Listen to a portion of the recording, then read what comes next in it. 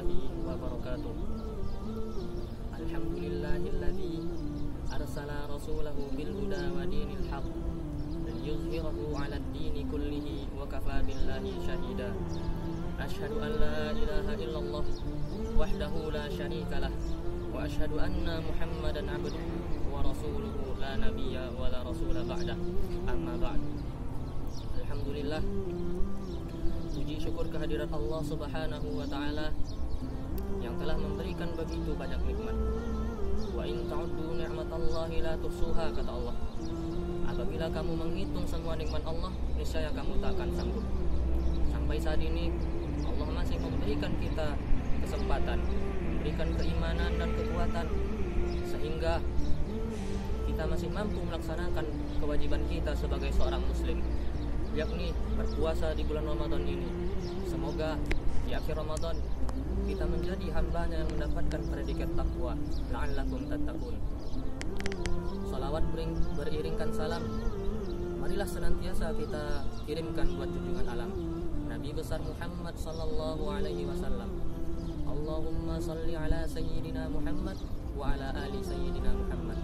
Semoga dengan senantiasa bersalawat kepadanya, kelak yaumil akhir kita akan diberikan syafaat, akan dikumpulkan bersama-sama dengan beliau. Amin ya rabbal alamin. Kaum muslimin, sahabat syafaat Rasul TV yang dirahmati Allah, sesuai dengan amanah yang diberikan, insyaallah tema yang akan dibawakan adalah nuansa Ramadan di Sudan saat adanya wabah COVID-19. Ramadan merupakan bulan yang dinanti-nantikan oleh seluruh umat Islam di berbagai penjuru dunia, tak terkecuali dengan Sudan. Ada sebuah bahasan menarik dari seorang ulama ahli bahasa, Al-Asma'i namanya, tentang asal kata Ramadan. Katanya Ramadan berasal dari kata ar-ramdu, yang artinya panasnya batu yang terkena teriknya matahari.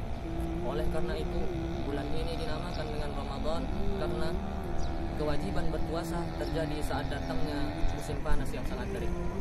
Sedikit informasi saja, berpuasa di Sudan datang saat dilaksanakan saat datangnya musim panas yang sangat terik.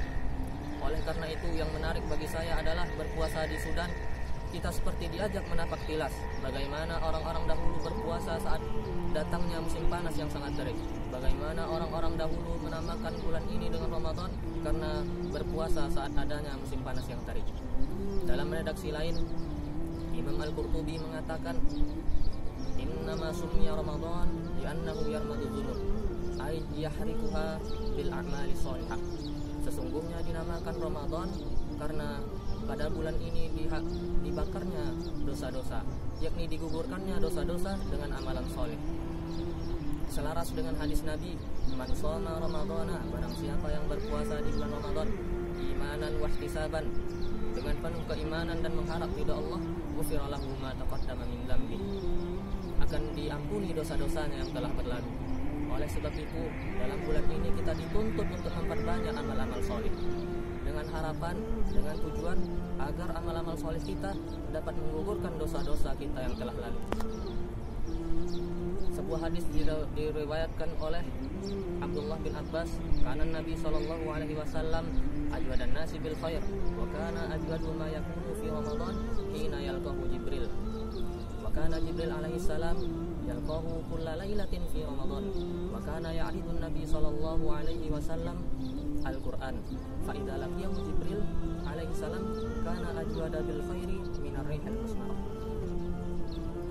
Bahwasanya Nabi itu adalah orang yang paling dermawan, dan puncak kedermawanan Nabi terjadi saat bulan Ramadan ketika bertemu dengan malaikat Jibril. Dan malaikat Jibril bertemu dengan Nabi setiap malam Ramadan sampai akhir bulan. Dan Nabi membacakan Al-Quran di hadapan malaikat Jibril. Dan apabila Nabi telah bertemu dengan malaikat Jibril, maka Nabi seolah-olah lebih dermawan daripada angin yang sepoi-sepoi, berhembus dengan sepoi-sepoi. Dari hadis ini ada sifat Nabi yang selalu dilakukan Nabi saat bulan Ramadan, yakni sifat kedermawanan. Salah satu kebiasaan masyarakat Sudan apabila telah datang bulan Ramadan, apabila telah masuk bulan Ramadan, di waktu-waktu berbuka, maka ada sebuah kebiasaan yang menarik. Warga Indonesia di sini biasa menyebutnya dengan begal Ramadan. Layaknya begal di Indonesia, begal menghadang orang untuk dirampok, untuk dirampas barangnya. Tapi di Sudan, begal yang dimaksud adalah mereka menghadang orang-orang untuk diajak berbuka bersama. Apabila telah datang waktu berbuka, telah dekat waktu berbuka, tikar-tikar digelar di pasar-pasar, di tepi jalan, di masjid-masjid, di rumah-rumah. Kemudian di dalamnya terdapat menu-menu untuk berbuka. Maka jika ada yang lewat, mereka mengajaknya untuk berbuka bersama. Sebagaimana hadis Nabi, man fattara sha'iman, barang siapa yang memberikan orang lain makanan untuk berbuka, menyediakan makanan untuk orang berbuka, kana lahu mislu ajrihi, maka baginya pahala seperti orang yang berpuasa, ghairu annahu la yanqusu min ajri shaimi syai'an, tanpa mengurangi pahala orang yang berpuasa tersebut. Begitulah masyarakat Sudan mengamalkan hadis Nabi sebagai bentuk kecintaan mereka. Kemudian kebiasaan Nabi juga, Nabi selalu berinteraksi dengan Al-Quran di bulan Ramadan. Kebiasaan ulama-ulama di Sudan, apabila telah masuk bulan Ramadan, maka semua majelis-majelisnya ditutup, semua kajian-kajiannya ditutup. Untuk apa? Agar bulan ini dimaksimalkan interaksi dengan Al-Quran. Sesuai yang Nabi lakukan di bulan Ramadan, Nabi selalu membaca Al-Quran bersama malaikat Jibril. Kemudian di malam hari, masyarakat Sudan terbiasa qiyamul lail. Man qama ramadhana imanan wa ihtisaban, barang siapa berqiyamul lail di bulan-bulan Ramadan dengan mengharap ridha Allah, ghufira lahu ma taqaddama min dhanbi, maka akan diampuni dosa-dosanya yang telah lalu. Masyarakat Sudan terbiasa qiyamul lail selama Ramadan, menghabiskan Al-Quran, menghatamkan Al-Quran. Bahkan di beberapa masjid di 10 malam terakhir mereka memanjangkan bacaan-bacaannya sehingga dalam 10 malam saja bisa menghatamkan Al-Quran. Masya Allah, Allahumma ja'al Qur'ana rabi'a qulubina wa nura sudurina. Kaum muslimin, sahabat Syafaatul Rasul TV yang dirahmati Allah, dengan adanya wabah, dengan kondisi dunia yang saat ini, maka Ramadan kali ini akan terasa sangat berbeda. Begitu juga di Sudan, pemerintah Sudan untuk mencegah penyebaran wabah ini melakukan berbagai macam tindakan. Al-wiqayatu khairum minal ilaj, mencegah lebih baik daripada mengobati. Melakukan berbagai tindakan, membatasi perkumpulan-perkumpulan, menutup masjid-masjid sehingga tak ada lagi berbuka bersama. Lantunan-lantunan ayat suci di masjid akan agak susah didengar. Tapi dengan adanya ujian ini, janganlah kita berputus asa. Marilah kita maksimalkan ibadah kita, apa yang kita bisa buat di rumah kita kerjakan. Kata Allah, "Wa may yattaqillaha yaj'al lahu makhraja." Apabila kamu bertakwa kepada Allah, mengerjakan amal-amal soleh, maka Allah akan bukakan jalan bagi kita. Di ayat berikutnya Allah Subhanahu wa taala berfirman, "Wa may yatawakkal 'ala Allah fa huwa hasbuh." Barang siapa yang berserah diri kepada Allah, bertawakal kepada Allah, maka Allah cukup baginya.